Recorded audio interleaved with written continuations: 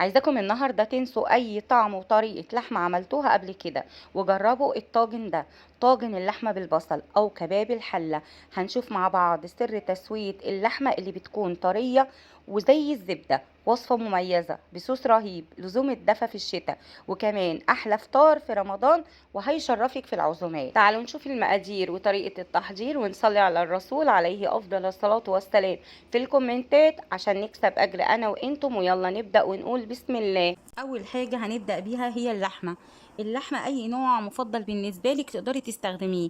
انا النوع المفضل بالنسبة لي هي اللحمة الموزة. معايا حوالي كيلو الا ربع من اللحمة، وطبعا كمية اللحمة دي على حسب افراد اسرتك او على حسب احتياجك. قطعت قطع اللحمة بتاعتي قطع متوسطة، لا هي كبيرة ولا هي صغيرة. وقد كمية اللحمة اللي هتستخدميها هتقطعي بالظبط قدامها بصل. انا معايا هنا كيلو الا ربع من اللحمة، هنقطع قدامه كيلو الا ربع من البصل. البصل الابيض هو البصل المفضل في الطواجن، علشان بيدي تسكيرة كده مع اللحمة بتبقى في منتهى الجمال. كل بصلاية قسمتها نصين، وكل نص قطعته شرايح خفيفة. خلصت كل كمية البصل بتاعتي كده زي ما انتوا شايفين بالشكل ده.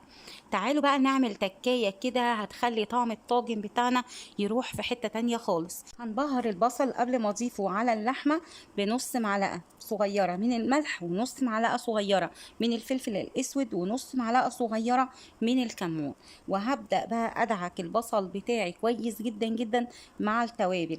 هتاخدي بالطريقة دي احلى طعم للبصل في الطاجن. التكاية دي بتفرق جدا، غير لما بنضيف البصل من غير ما نتبله ونبهره على اللحمة على طول. وهو متبهر ومتبل بيبقى طعمه في منتهى الجمال. معايا طاسة على النار، ونحط فيها معلقة كبيرة من الزيت وقطع من الدهن متقطعة صغير جدا. قطع الدهن دي بتفرق جدا في طعم اللحمة. لو مش بتحبي الدهن تقدري تستبدلي معلقة كبيرة من السمنة او الزبدة، او ممكن تستكفي بالزيت بس بصراحة قطع الدهن بتدي طعم للحمة زي ما قلت لكم خطير. كل ده معايا على نار عالية. كمان لو قطعة اللحمة بتاعتك ملبسة بلاش نحط دهن، وهنستكفى بمعلقة كبيرة من الزيت. لكن انا عندي اللحمة بتاعتي كانت موزة وكانت حمراء، فكان لازم اطعمها بقطع الدهن زي ما قلت لكم، بتودي طعم اللحمة في حتة تانية خالص. هبدأ بقى انزل باللحمة بتاعتي بعد ما قطع اللي بدأت كده تغير اللون واستوت معايا.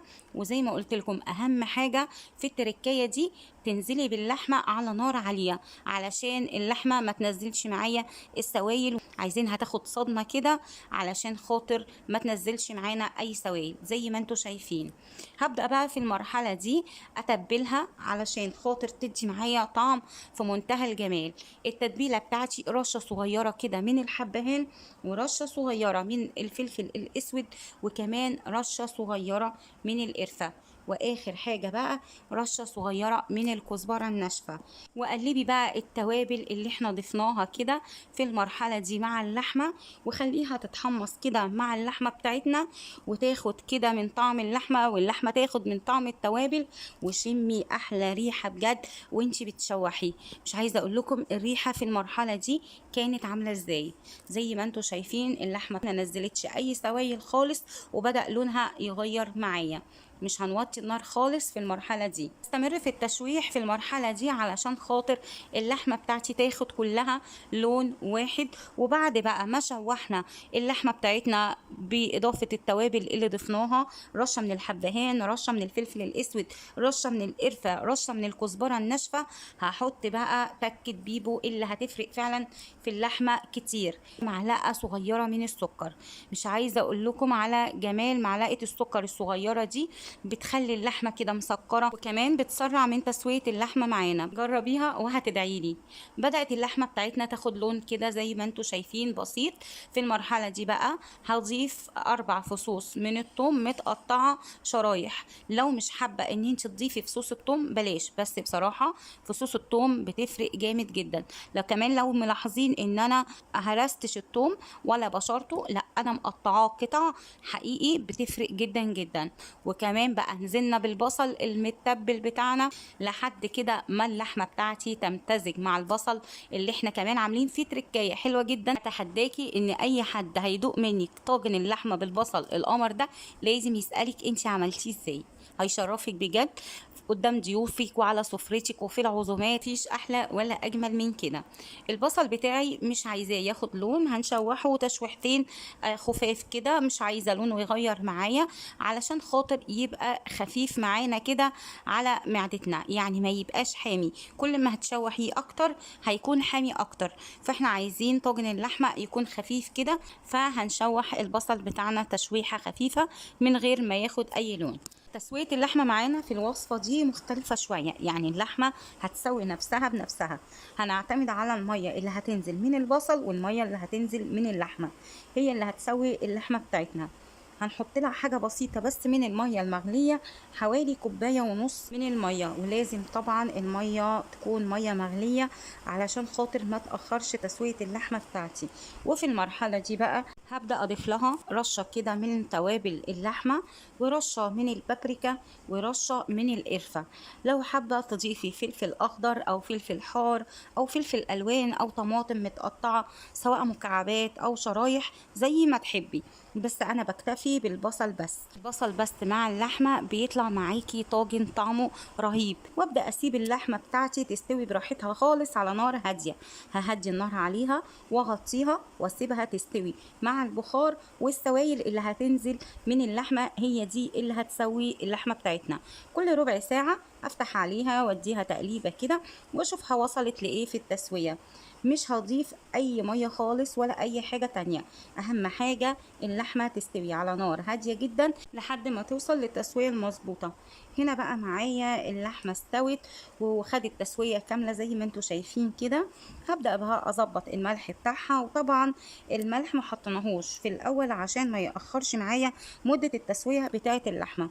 حطينا معلقه من السكر، سهلت علينا تسويه اللحمه وسرعت معانا عمليه التسويه. اللحمه استوت والبصل بقى صوص وكل حاجه مظبوطه. هنزل بقى باللحمه بتاعتي في الطاجن. ممكن بقى حد يقولي طب ليه ما سويتيش اللحمه بتاعتنا نص تسويه وبعد كده كملتي التسويه بتاعتها في الفرن؟ لان النوع ده من الطواجن بيكون محتاج ان اللحمه تكون مستويه كويس جدا ودايبه جدا كده في التسويه.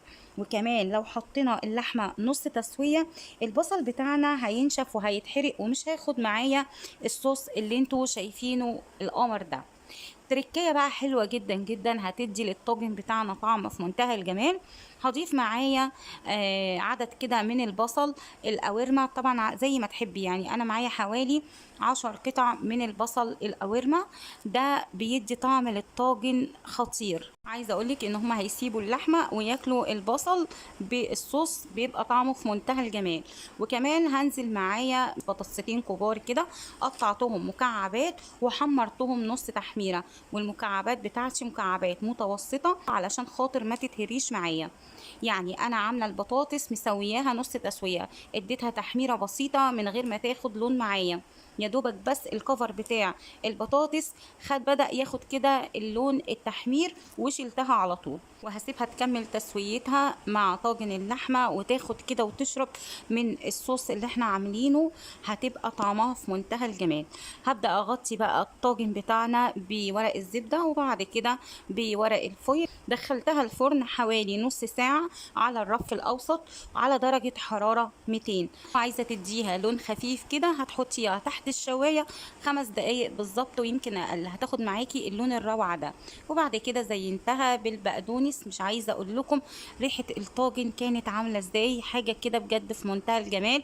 البصل القوارمة شارب من الصوص، اللحمة دايبة معانا، البطاطس خدت من صوص اللحمة. أكلة خطيرة ما بتنزلش في المعدة يا جماعة، دي بتنزل في القلب. اللحمة مستوية زي ما انتوا شايفين كده ودايبة دوبان، حاجة كده زبدة بسم الله ما شاء الله. لازم تجربيها وتعمليها بالتكات والتفاصيل اللي عملناها مع بعض. هياكلوا من ايديكي احلى طاجن لحمة بالبصل مع شوية رز بالشعرية بقى او شوية رز ابيض، حاجة كده في منتهى الجمال. الف هنا وعافية. وبعد الوصفة القمر دي لو لسه ما عملتيش لايك حطي لايك واعملي شير لاصحابك وحبايبك اللي انت بتحبيهم بالوصفة القمر دي. واستنوني في وصفة جديدة من وصفات مطبخ بيبو. اسيبكم في حفظ الله ورعايته، والسلام عليكم.